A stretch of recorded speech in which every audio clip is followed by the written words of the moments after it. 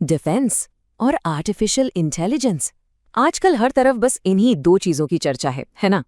एक तरफ दुनिया भर में जो टेंशन्स चल रहे हैं उसकी वजह से डिफेंस स्टॉक्स सबकी नजर में हैं, और दूसरी तरफ एआई जो हमारी दुनिया को बिल्कुल बदल रहा है।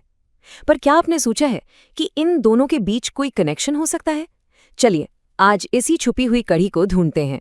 देखने में तो इनका आपस में दूर दूर तक कोई रिश्ता नहीं लगता, लेकिन आज हम एक ऐसी इन्वेस्टमेंट स्टोरी एक्सप्लोर करेंगे जिसमें डिफेंस की चादर के नीचे एक बहुत बड़ा एआई एंगल छिपा हुआ है। तो तैयार हो जाइए इस इंटरेस्टिंग सी कहानी के लिए। तो शुरुआत करते हैं एक ऐसी कंपनी से जो बिल्कुल वैसी है जैसी दिखती है, एकदम साफ, एकदम क्लियर, एक डायरेक्ट डिफेंस कंपनी। नाम है गार्डन रीच शिपबिल्डर्स। चलिए देखते हैं कि ये इतनी सीधी सादी चॉइस क्यों है।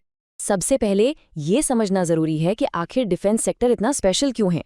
देखिए, एक तो पूरी दुनिया में टेंशन का माहौल है, तो जाहिर है हर देश अपनी सुरक्षा पर ज्यादा खर्च कर रहा है। और दूसरा, हमारी सरकारी पॉलिसी मेक इन इंडिया, जिसके तहत अब ज्यादातर डिफेंस ऑर्डर्स देश की ही कंपनीज को दिए जा रहे हैं। अच्छा, अब आते हैं जीआरएसई पर। सिंपल सा काम है इनका, इंडियन नेवी और कोस्ट गार्ड के लिए बड़े बड़े जहाज, वॉरशिप्स बनाना। लेकिन इनकी परफॉर्मेंस, वाओ! पिछले 13 क्वार्टर्स से, मतलब लगभग 3 साल से, कंपनी लगातार ग्रो कर रही है। सरकार से ऑर्डर्स की एक लंबी लाइन लगी हुई है। और हाँ, ये कोई ऐसा बिजनेस नहीं है जिसमें कोई भी एंटर कर ले। इसके लिए स्पेशल स्किल्स और ट्रस्ट चाहिए। 50,000 करोड़, ये नंबर याद रखिएगा। इतना बड़ा है ये बस एक नंबर नहीं है, ये जीआरएससी की आने वाली ताकत है। इतने के ऑर्डर्स इस साल के एंड तक मिलने का अनुमान है। आप सोच सकते हैं कि कंपनी का फ्यूचर कितना सॉलिड दिख रहा है। तो इतनी मजबूत ऑर्डर बुक के साथ साफ है कि जीआरएससी एक टेक्स्ट बुक एग्जाम्पल है, a very clear and direct defence investment. यहाँ कोई इफ बट, कोई कंफ्यूजन नहीं है। जो दिखता है वही है। अब तक तो सब कुछ बिल्कुल सीधा था, राइट? लेकिन अब कहानी में एक ट्विस्ट आने वाला है। अब हम एक ऐसी कंपनी को देखेंगे जो दिखती तो डिफेंस की है, पर उसके पर्दे के पीछे एक बहुत बड़ा राज छुपा है। तो हमारी दूसरी कंपनी है MTR टेक्नोलॉजीज। आप किसी भी स्टॉक स्क्रीनर पर जाकर देखेंगे ना, तो सेल्स और प्रॉफिट ग्रोथ के हिसाब से ये टॉप कंपनी नजर आएगी, बिल्कुल जीआरएससी की तरह। ऊपर से देखने पर यह भी एक सॉलिड डिफेंस कंपनी लगती है। पर कहते हैं ना, हर चमकती चीज सोना नहीं होती। स्क्रीनर्स हमें सिर्फ शुरुआत दिखाते हैं, असली सच तो कंपनी के बिजनेस को गहराई से समझने पर ही पता चलता है। तो सवाल ये है कि क्या MTR वही है जो वो दिखती है? और ये लीजिए, ये है वो बड़ा सरप्राइज जो पूरी कहानी पलट देता है। जरा इस चार्ट को देखिए। MTR की 70% कमाई, 70% डिफेंस से नहीं बल्कि क्लीन एनर्जी और फ्यूल सेल से आती है। डिफेंस का हिस्सा तो सिर्फ 13% है। मतलब जिसे हम एक टॉप डिफेंस कंपनी मान रहे थे, वो तो असल में एक क्लीन एनर्जी कंपनी निकली।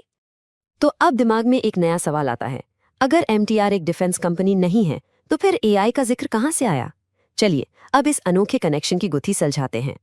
सबसे पहले ये समझना जरूरी है कि MTR आखिर बनाती क्या है। देखिए, ये पूरे फ्यूल सेल्स नहीं बनाती। ये उन फ्यूल सेल्स के दिल में, मतलब उनके अंदर लगने वाले बहुत ही नाजुक और इम्पॉर्टेंट पार्ट्स बनाती है। इन्हें मिशन क्रिटिकल प्रिसिजन कंपोनेंट्स कहते हैं। यहाँ पर बाल बराबर भी गलती की गुंजाइश नहीं होती। अब आइए इस पूरे कनेक्शन को एक एक करके जोड़ते हैं।